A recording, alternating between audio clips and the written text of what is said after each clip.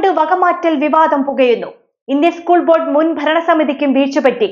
സാമൂഹിക മാധ്യമം, ഗെയിമിംഗ്, സാമൂഹിക സ്വാധീനം വിലയിരുത്തി മസ്കറ്റ് മുനിസിപ്പൽ കൗൺസിൽ. അക്കാദമിക് മികവ് ലക്ഷ്യമാക്കിയുള്ള പ്രവർത്തനങ്ങൾ തുടരും എന്ന് ഇന്ത്യൻ സ്കൂൾ ബോർഡ്. ഇന്നത്തെ പ്രധാനപ്പെട്ട വാർത്തകളുമായി ഗൾഫ് അപ്ഡേറ്റ്സ് തുടങ്ങുകയാണ്.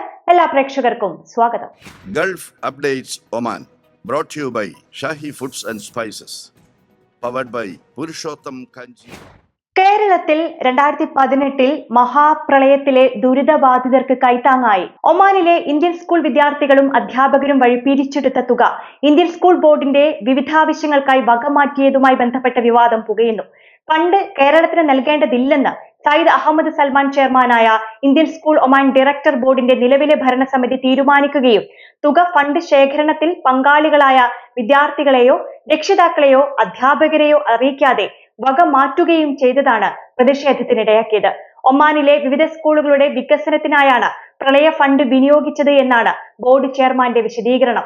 എന്നാൽ വിഷയത്തിൽ മുൻ ഭരണസമിതിക്കും ഗുരുതര വീഴ്ച സംഭവിച്ചതായി രക്ഷിതാക്കൾ ചൂണ്ടിക്കാട്ടുന്നു.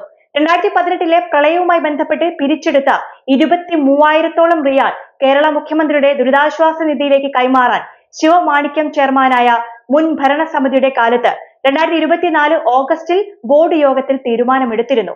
ആ ഭരണസമിതിയിൽ വൈസ് ചെയർമാനായിരുന്നു നിലവിലെ ചെയർമാനായ സയ്യിദ് അഹമ്മദ് സൽമാൻ. 2025 മാർച്ച് പകുതിയോടെയാണ് നിലവിലെ ഭരണസമിതി ചുമതലയേൽക്കുന്നത്. കേരളത്തിന് തുക കൈമാറാൻ തീരുമാനമെടുത്ത് 6 മാസത്തോളം ലഭിച്ചിട്ടും കൈമാറാതിരുന്നത് മുൻ ഭരണസമിതിയുടെയും വീഴ്ചയാണെന്നാണ് വിലയിരുത്തൽ.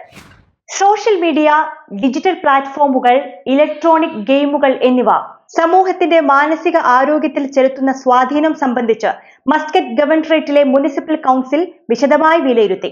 ഈ വർഷത്തെ ആദ്യ കൗൺസിൽ യോഗത്തിൽ മസ്കറ്റ് ഗവർണറും മുനിസിപ്പൽ കൗൺസിൽ ചെയർമാനുമായ Sayyid Saud bin Hilal Al Busaidi അധ്യക്ഷത വഹിച്ചു. ഡിജിറ്റൽ മാധ്യമങ്ങളുടെയും ഇലക്ട്രോണിക് ഗെയിമുകളുടെയും വർദ്ധിച്ച ഉപയോഗം ഉണ്ടാക്കുന്ന പ്രത്യാഘാതങ്ങളാണ് യോഗത്തിൽ ചർച്ചയായത്. ഡിജിറ്റൽ സാങ്കേതിക വിദ്യകളുടെ അതിവേഗ വ്യാപനം കുട്ടികൾ, കൗമാരക്കാർ, കുടുംബങ്ങൾ എന്നിവരിൽ സൃഷ്ടിക്കുന്ന വെല്ലുവിളികൾ കൗൺസിൽ ചർച്ച ചെയ്തു. അമിത ഉപയോഗം മൂലമുണ്ടാകുന്ന മാനസിക സാമൂഹികവുമായ പ്രശ്നങ്ങൾ ആശങ്കാജനകമാണെന്ന് യോഗം വിലയിരുത്തി. യുവാക്കളെ സംരക്ഷിക്കുന്നതിനും കുടുംബങ്ങൾക്ക് പിന്തുണ നൽകുന്നതിനുമായി പ്രതിരോധ, ബോധവൽക്കരണ, ചികിത്സാപരമായ പരിപാടികൾ ഉൾക്കൊള്ളുന്ന സമഗ്ര പദ്ധതിയുടെ ആവശ്യകത കൗൺസിൽ ഊന്നിപ്പറഞ്ഞു. വിവിധ പ്രവർത്തനങ്ങളിലൂടെ അക്കാദമിക മികവ് ഉയർത്താനുള്ള പദ്ധതികൾ ആവിഷ്കരിച്ച് നടപ്പിലാക്കി വരികയാണെന്ന് ഒമാനിലെ ഇന്ത്യൻ സ്കൂളുകളുടെ ഡയറക്ടർ ബോർഡ് വാർത്താ സമ്മേളനത്തിൽ അറിയിച്ചു. ഇന്ത്യയിലെ മുൻനിര സ്ഥാപനങ്ങളായ entrepreneurship development institute of India, IIT Delhi, national institute for the empowerment of persons with disabilities തുടങ്ങിയവയുമായി അക്കാദമിക പങ്കാളിത്തം ആരംഭിച്ചതായി ബോർഡ് ചെയർമാൻ സയ്യിദ് അഹമ്മദ് സൽമാൻ പറഞ്ഞു.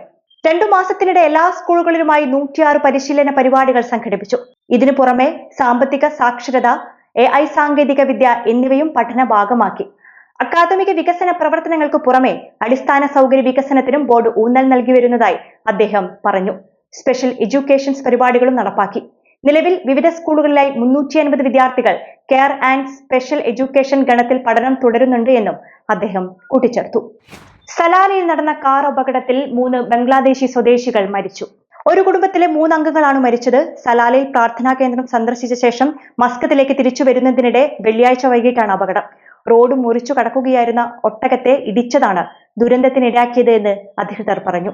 ഇതോടുകൂടി ഇന്നത്തെ ഗൾഫ് അപ്ഡേറ്റ്സ് പൂർണ്ണമാവുകയാണ്. നമസ്കാരം. ഗൾഫ് അപ്ഡേറ്റ്സ് നിങ്ങളുടെ വാട്സാപ്പിൽ ലഭിക്കുന്നതിന് നിങ്ങളുടെ പേരും സ്ഥലവും 96201150 എന്ന നമ്പറിലേക്ക് വാട്സാപ്പ് മെസ്സേജ് അയക്കൂ. Gulf updates Oman brought to you by Shahi foods and spices, powered by Purushottam Kanchi exchange.